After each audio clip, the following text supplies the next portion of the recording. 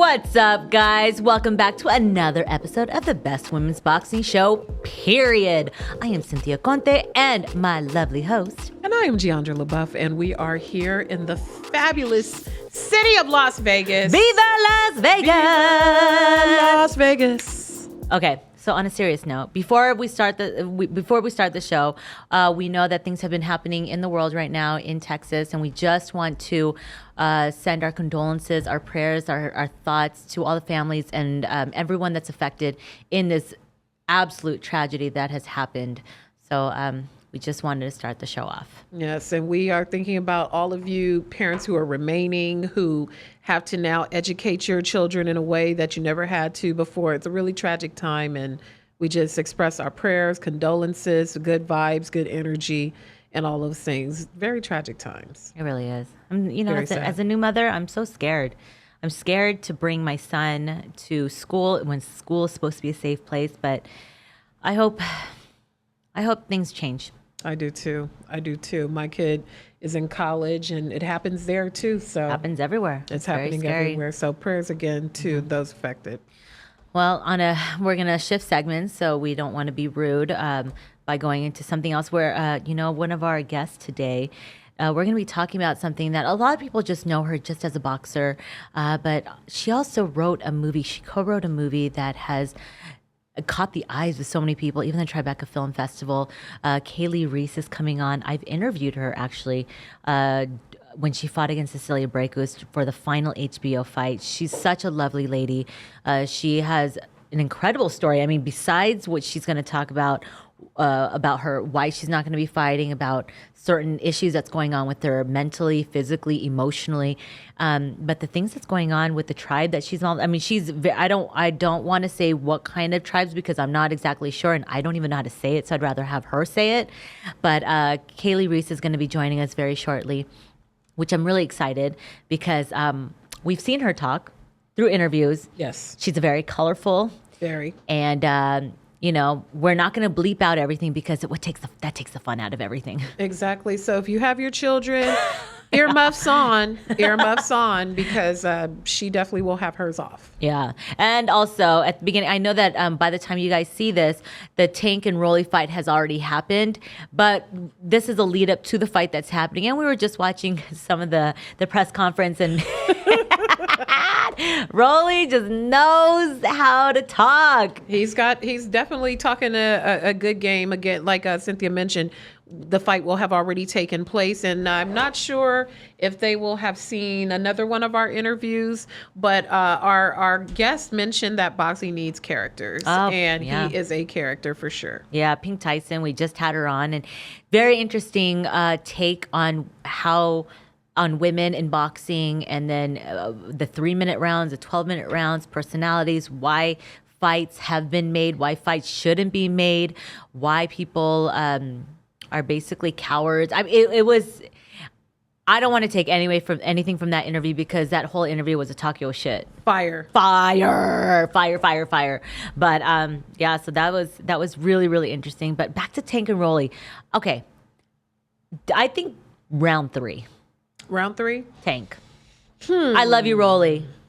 But I think, Tank has just got, you know what? Okay, I'm going to just say round 3. I really believe Tank. But you know what? Rolly could, like Leonard said, anything can happen. I feel like when the two of them match up, not stylistically or even pedigree or anything like that, I think it's going to be something in a way of when Canelo fought Amir Khan. Yeah. And I feel like Rolly is going to be going out there and doing some work and finding some success and landing. And then when it ends, it's going to end badly. I'm going to say round 5 is my official pick. Tank Davis by knockout round 5. It's weird because we never really pick. I try to stay away from like who, what round, who's gonna win, but I just hold on. Let's see. Our guest, did she just text me? Okay, she's logged on. Mm-hmm. She's logged on. Okay, she's getting ready to come in. I want to say one last thing about fighters and predictions and the press and predictions and things. And we know that fighters get very sensitive when people make predictions and they're like, you guys don't know what you're talking about. You never fought in your life. Then we don't know when we talking about when we pick them to win either, right? Right. So the knife cuts both ways. Mm-hmm. So best of luck to whoever wins. And just be safe. Okay. Exactly. We're wrapping up. Okay. Rein it in. So I'm very excited to bring on our guest, women's boxing, near and dear to our heart. And we have another great champion for the sport joining us today. World champion in 2 weight classes, been the WBA female light welterweight title since 2020, IBO female light welterweight title. She is outspoken. She represents for the Native American community. She puts on and she don't bite her tongue. Let's bring in our girl, Kailee Ring. What up? What's going on? What's going on? And thank you for joining us. No problem. Thanks for having me. And you forgot to add the WBO super and the WBO. Giandra. I know. My screen cut off. My computer went dark and I missed that part. And the WBO, because we giving you all your titles and belts. Oh, matter. no. And there's also one other title that you are missing. You're a writer from your movie. Writer, actor, yeah. Yeah, I got a lot. Oh my of God, things, you're writer, man. actor. I mean, well, we're gonna go right into what I know. Screw the boxing right now because I just watched your movie, Holy Bananas, Kailee. It was like I remember texting Giandra when I was watching. I'm like, holy shit, this is such a powerful, moving movie. Like I cried. I didn't know what to expect, and like she's gonna still watch it because I'm not going to tell her the ending because I'm like, well, what happened? I'm like, Oh, okay. I figured the ending out, but I didn't know that sex trafficking was that prevalent in the Native American community.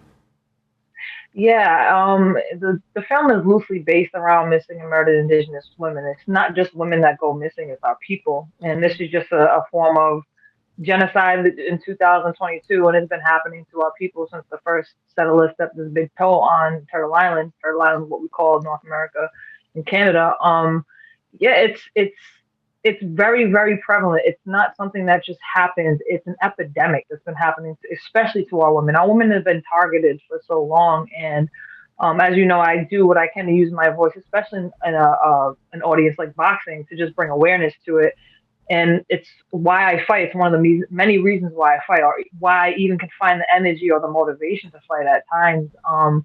So the film isn't in no way, shape, or form an answer to the issue. It's just an artistic interpretation of the issue and just bringing awareness to a problem in a different fashion. People love entertainment, so using a genre film, a thriller film, and kind of adding a little boxing in there as well. It kind of, it's an hour and 28 minutes. You're in and then you're out. You know what I mean? And it's a huge, huge rush. And we wanted to make it, myself and director Joseph Kubota Vladica, which is now one of my good friends. He wanted to make it, as he quotes, unpredictable yet inevitable. So we had to keep, and I won't ruin the ending or anything, or even the movie.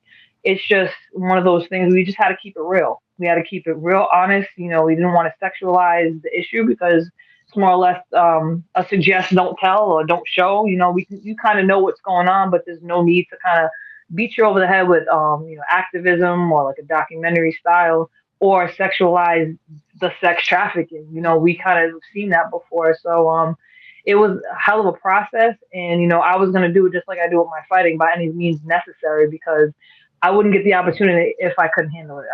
I won't get the fights unless God knows I can handle it. The creator knows what I can handle and what he got to work for me. So this was just another avenue to go down.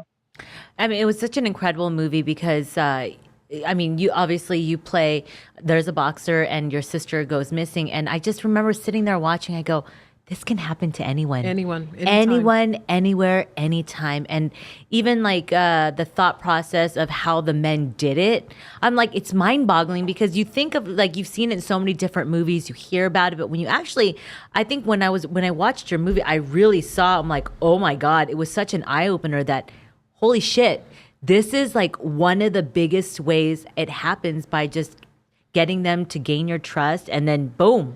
Mm-hmm. And it was a really chilling movie to watch. Especially in remote towns. Native American community issues are very near and dear to my heart. My best friend for many years is Jicarilla Apache from New Mexico.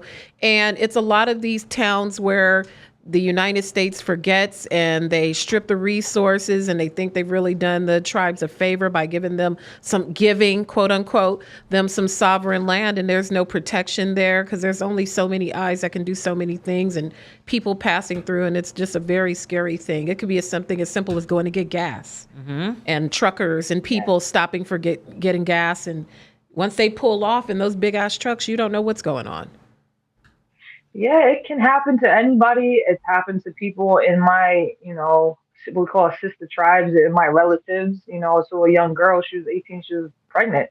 I mean, it's happened to a few of my younger cousins. It's not something that just happens in one area. It happens all the time. But, mainstream media doesn't put anything out there. But one white girl, God rest her soul, Gabby, went missing, and we still haven't heard the end of that.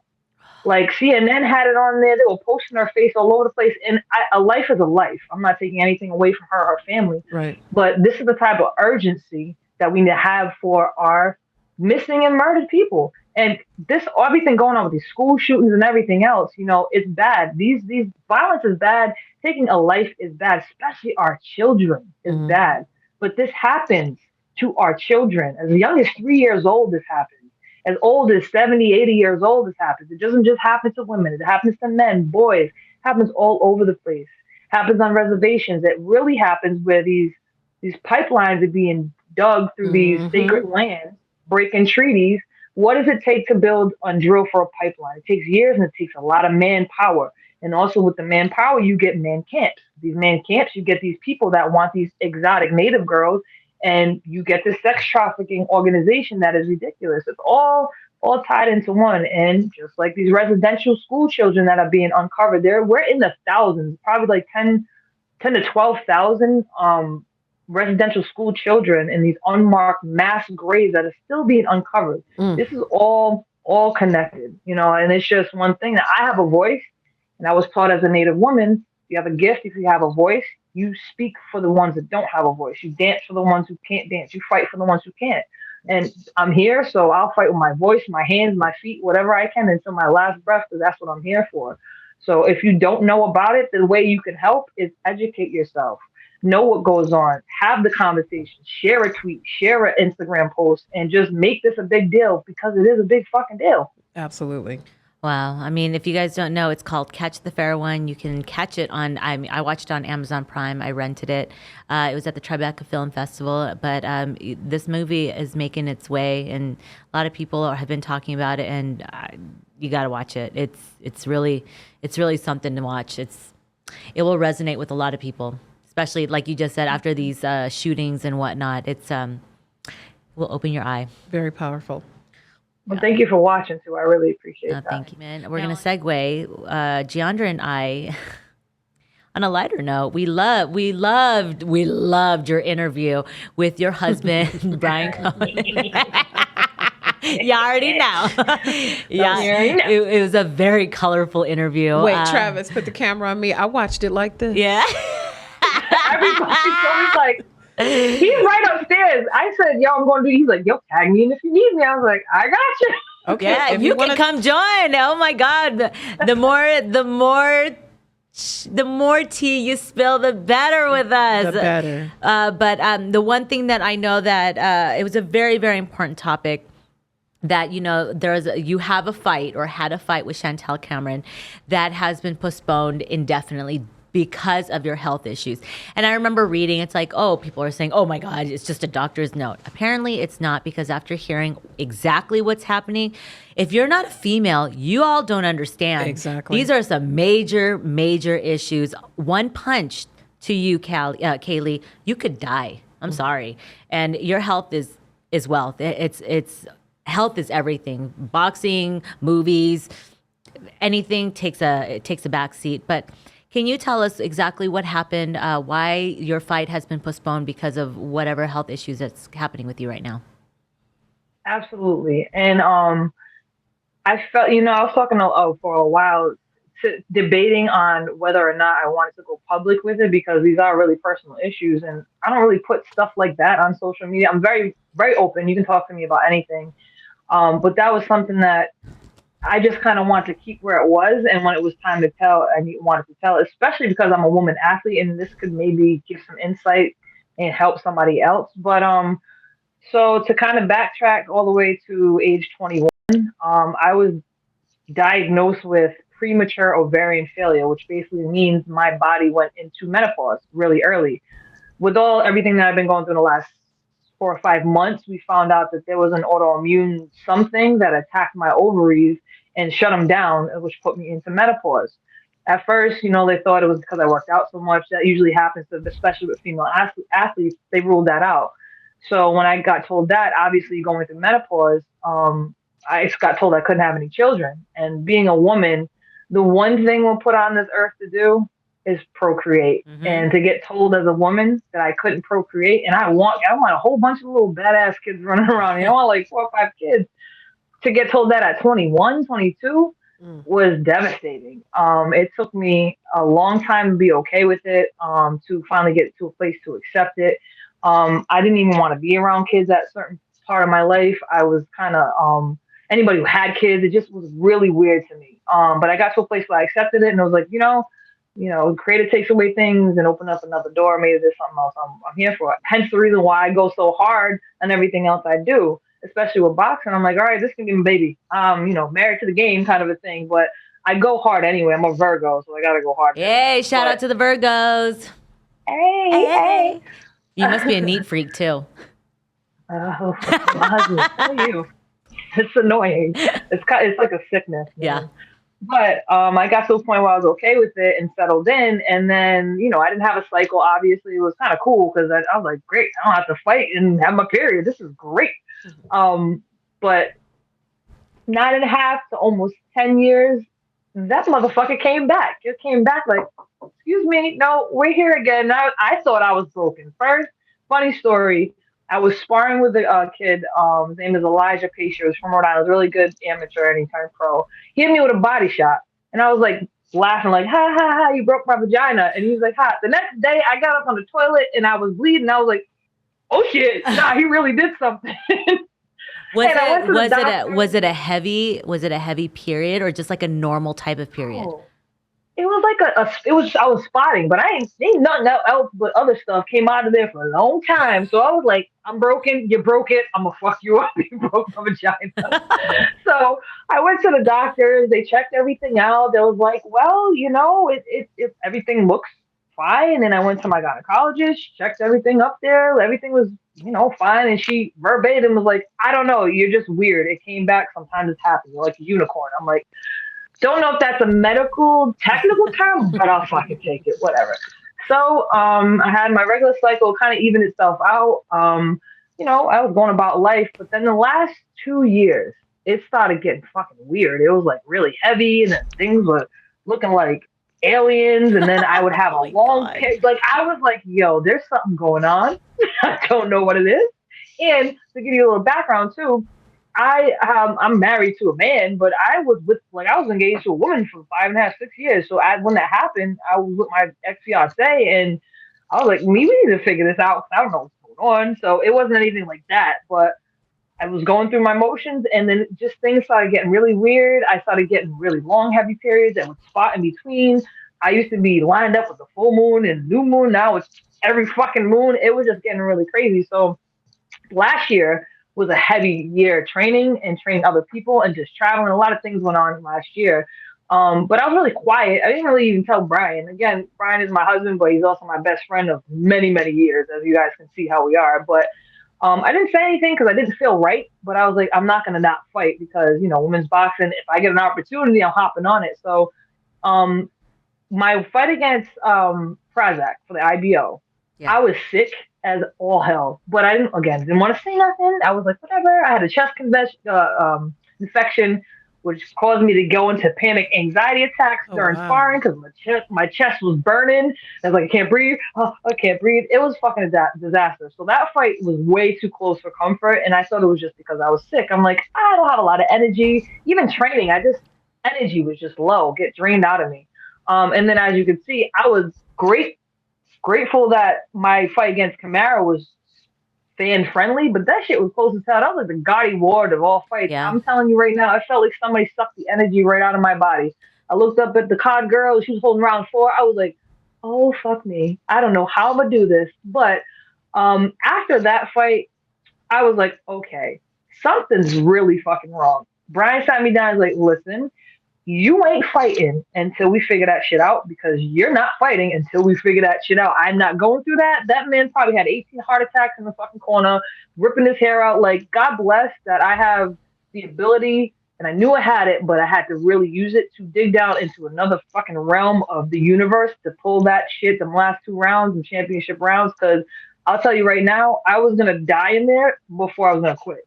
But we knew something was wrong. I remember watching that fight, and you looked really exhausted. And I mean, credit to both of you. You guys were fighting like a gaudy ward. But I've seen you fight. I interviewed you for when you fought Break was for the final HBO fight when I interviewed for Ring. And I've seen your style, and I've seen you exhausted, but this particular fight, you were like exhausted. And I'm like, she didn't throw that many punches, and she didn't get hit that hard in order for you to be like out on your feet already. And I remember seeing that. I remember seeing that on the timeline too. And I remember Lou DiBella even tweeting, she looked something about being tired, but she's Kailee. She's gonna get in there and just dig deep, which you did. Mm-hmm. But yeah, I did, and I knew I had it in me. But that's something that as a fighter, you don't want to have to do too many times. You don't want to hear, "Oh, that was a fucking war" too many times either. So we just made the decision, and again, I kind of didn't disclose exactly how I was feeling through this whole last 2 years to Brian, because I'm like, whatever opportunities present themselves, especially the way that women's boxing is going now, I'm not going to say no. I'm going to figure it out because that's just how I've been. That's how I'm bred. That's how I'm made. I'll figure it out. Even with the IBO fight against Prazak, that card would have fell apart. Well, the card almost did completely fall apart. And I was going to say I can't fight because I'm sick, but there was 2 fights that ended up falling out, one being Jessica Camara against Bustos for the WBO.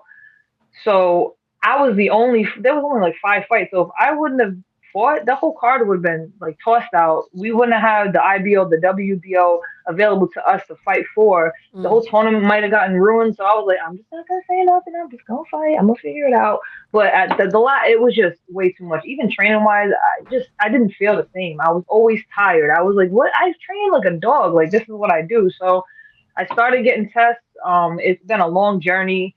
I went to my primary care doctor, got a bunch of tests. She sent me to a gynecologist. She was like, what the fuck? And then, so now I'm with the endocrinologist and the team, as well as other health issues I have with my digestive system, which has been something I've been dealing with all my life.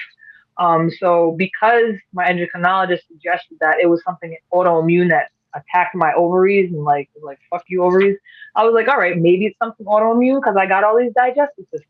When I say digestive issues, my farts could peel the paint off your wall sometimes. Like, it was bad. Like, I was like, something is fucking wrong with me. I need to figure this shit out, yo. So we ran the gamut with that. Everything pretty much came back okay. I have IBS, but they give everybody a diagnosis of IBS. They don't know what's wrong with you. So we ruled that out. I had all kinds of procedures. Now, mind you, I live in Philadelphia, but my doctors are in Rhode Island, so I have to drive 5 hours every time I need to go see a doctor. So I got to drive there, stay with my mom, and go figure things out. And all the procedures I was having, and I've never even had a tooth pulled. So having all these surgeries and procedures, I've never, ever had any. So I was like, but I can't be by myself after them. So I had to fly Brian there. It was just, it's been quite the journey. So, with all of these issues that you've had, you've kept very quiet.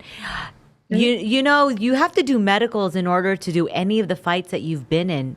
I mean, now that you've come forward with it, did you just hide it from them or just never disclose it?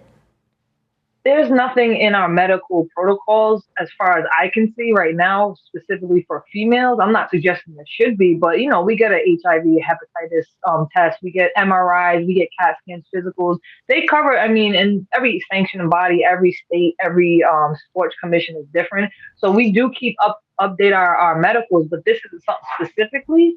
that we get tested for. So as far as, the medicals are concerned, my blood work is just a simple blood work. MRI, just simple. I don't get anything extensive. None of us do. Some boxing commissions are like, you have a heartbeat? Okay, go ahead. I've been in that situation in Spain. That shit was crazy. But yeah, I tell them, I have whatever, and they kind of just go about it. And I'm just not one to have, like, I don't want a medical problem to be an excuse. You know what I mean? I never have excuses. But that is a very big excuse. I mean, it can save your life, Kailee. I mean, I'm just the one like watching out for you, and I'm just one of very few or very many that I'd rather see you sit out than anything else happen to you in the ring because of a medical issue. Like, fuck everyone. True. Yeah, you'll eventually fight, but you need to get better. Yeah, no, that's where we're at now. I mean, God bless my bestie husband. He saves me from myself, training wise and like this wise. I agree with him because I know my body, and it's not like this one fight or this one camp or this one time I was feeling bad. No, I know for a long time that my body just hasn't been right. Estrogen is responsible so much, and when I don't have ovaries, I don't produce any estrogen. So since I was 21, I haven't. The fact that I look the way I do, it just must be genetics because estrogen is responsible for building muscle. Like old lady, like I've been like an old lady in a little young lady body for a long time. It's responsible for so much. I haven't had it, it just hasn't been produced. So I've been kind of just winging it and kind of just, from the strength of the creator and what I got. But not at this point because it's so prevalent, especially because, I am married. I do have a stepdaughter. I do want a life outside of boxing and other careers that I just had to stop. And I have I'm in a position now. I fought, scratched, and clawed my way to the position I'm in now. Yeah. To be 35 years old, to have the record that I have, to be in the game for almost 14 years, and I can confidently say I'm one of the most relevant fighters right now in women's boxing. I'm in a position where I can have people move up to 40. I can have people come down from 47. There's so much. I'm in the mix with so much that this is what I fought to. This is where we all fought to get in that position. So, going into this fight, I'd be a dumbass if I thought I could go into an elite level fight with Chantelle Cameron at 50% and just kind of wing it. Yeah. Not taking anything away from Dinah Prazak or anything away from Jessica Camara, because I absolutely love Jessica. She's one of my friends. But it was one of those things that I'm like, all right, experience-wise, I know I'm going to figure this out. You know what I mean? And that wasn't a wise decision at all. I shouldn't have done even that. I should have said, you know what? I need to get checked. But I kept it quiet. I learned my lesson, and now I know I'm in the position where I'm like, all right, I need to take a minute, handle myself, find out what's wrong. If I had an injury to my shoulder, if I broke my leg or something, it's easy. You broke your leg, you have to have surgery, you have 6 to 8 weeks to recover, and then you can start training again. I'm not in that position. We're going to give you this. We're going to give you this for your thyroid. We're going to give you this. We're going to stop the bleeding here. We're going to do this. All this stuff. It's like a trial and error I'm going through right now, and basically a waiting game. Because I could wake up tomorrow, my body be like, no, fuck you. You're going to bleed for 3 days, and then you're going to be tired. So it's like, it started turning into a mental health issue.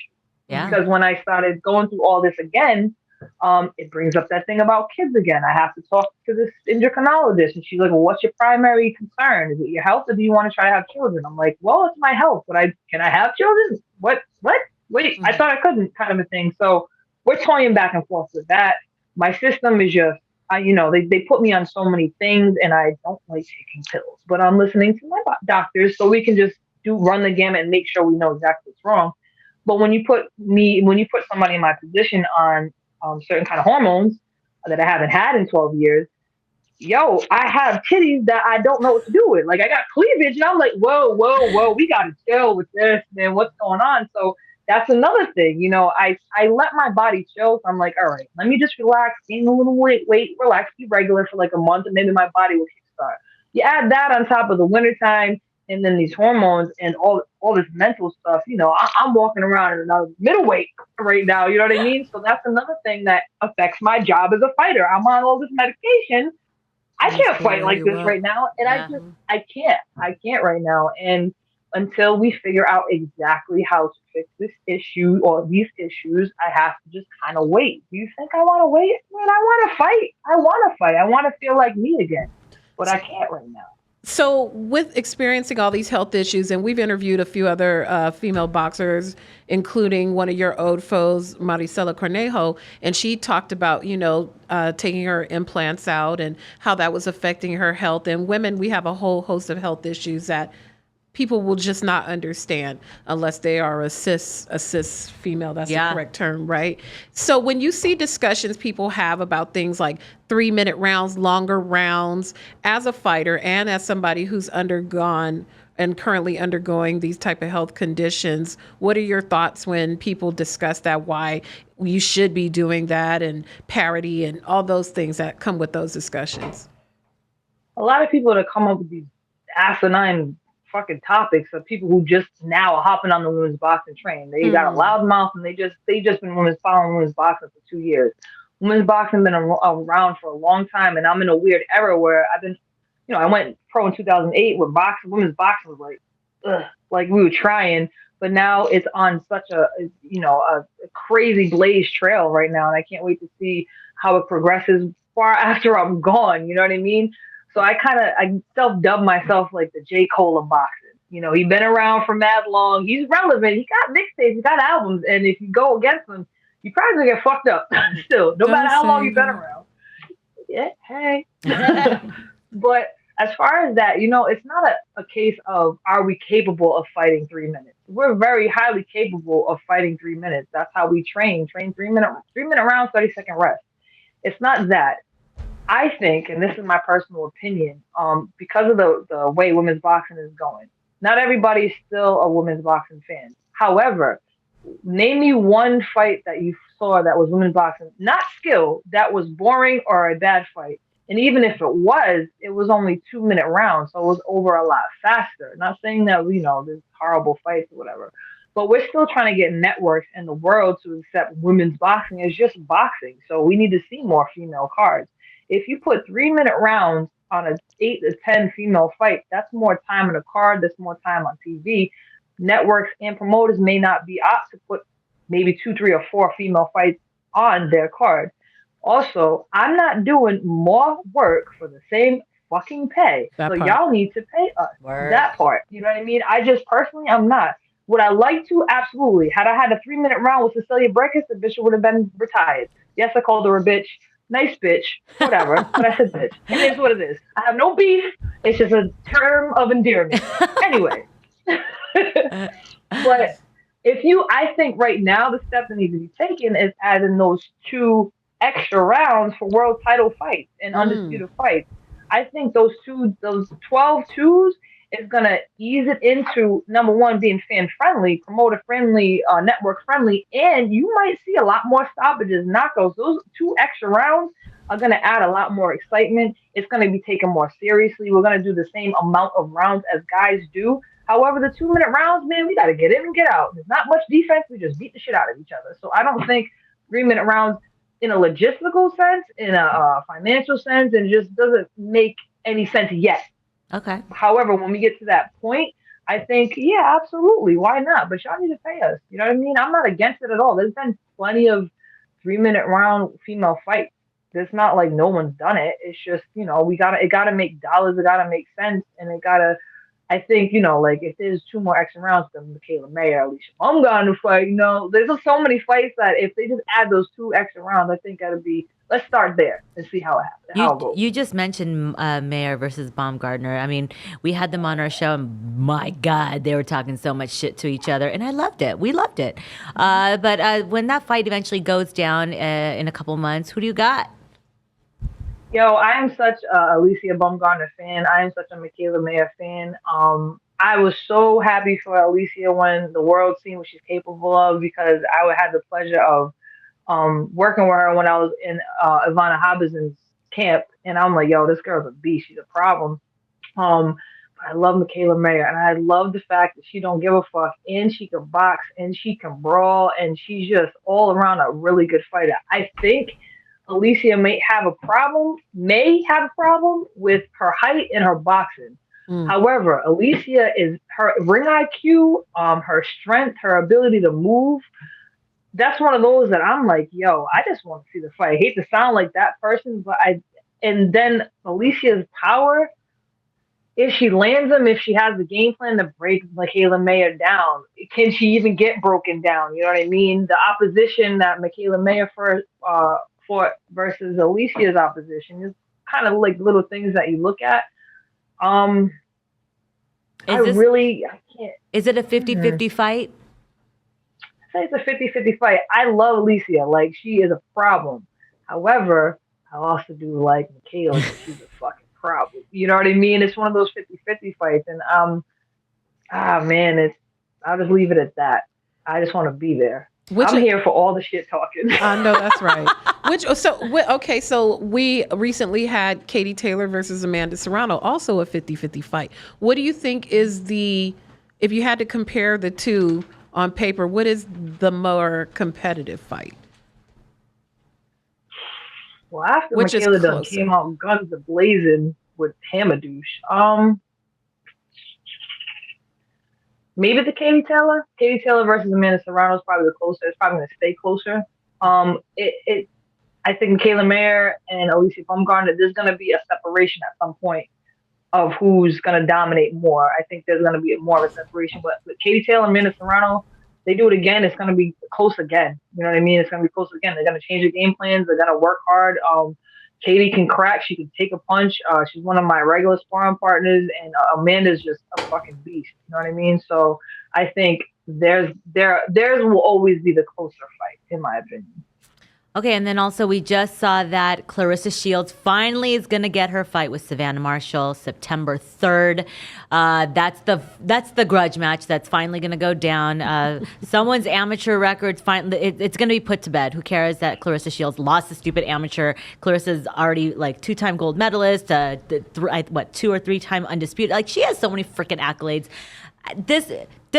Can Savannah knock out Clarissa? How will this fight end?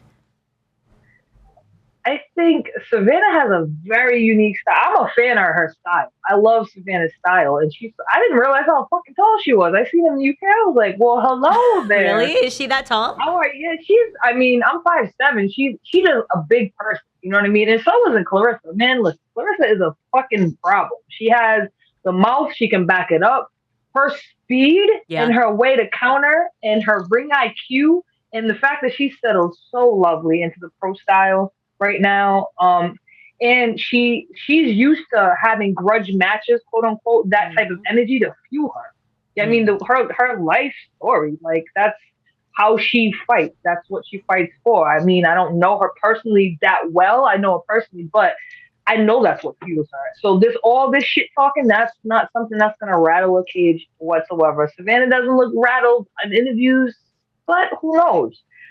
I think that fight, I think Clarissa's speed and ability to counter is going to be a problem for her. Now, Savannah's a big girl. I mean, if she gets clipped with something she don't see, she might, like she did with the Hannah Gabriels, but that was one of those you don't see. But Savannah hits hard as hell, and I think it might be a little tough for Savannah to settle in her style with somebody like Clarissa. She might have to, like, we haven't really seen anything else from Savannah, like a difference in her style, if that makes sense.